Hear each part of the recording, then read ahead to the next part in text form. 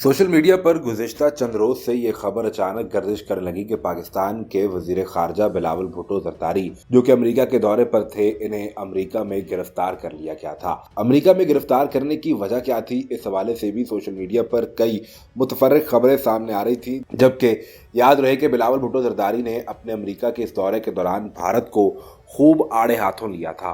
बिलावल भुट्टो ज़रदारी ने भारत के वज़ीर आज़म को एक बार फिर गुजरात का कसाई होने का ताना दिया और दुनिया को याद करवा दिया था। लेकिन अब बिलावल भुट्टो की गिरफ्तारी की अफवाहों पर दफ्तर खारजा का रद्दअमल भी सामने आ गया है। वज़ीर खारजा बिलावल भुट्टो ज़रदारी की अमेरिका में गिरफ्तारी की अफवाहों पर तर्जुमान दफ्तर खारजा का रद्दअमल सामने आ गया।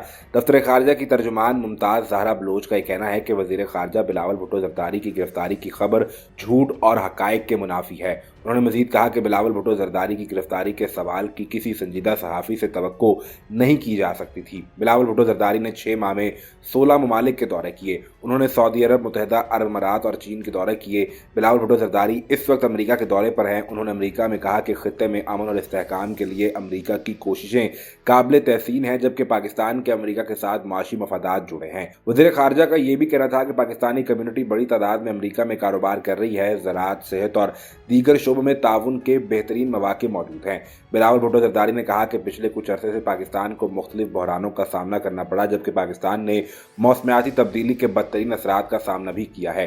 मौसमियाती चैलेंज से निपटने के लिए आलमी बरादरी से मिलकर काम करेंगे। कौंसल से खिताब में बिलावल भुट्टो ने कहा कि पाकिस्तान का 1/3 हिस्सा इस वक्त भी ज़ेर-ए-आब है। जून से सितंबर तक पाकिस्तान में रिकॉर्ड बारिशें हुई, जबकि हालिया सैलाब से बड़े पैमाने पर तबाही हुई। 33 मिलियन अफराद सैलाब से मुतासर हो गए।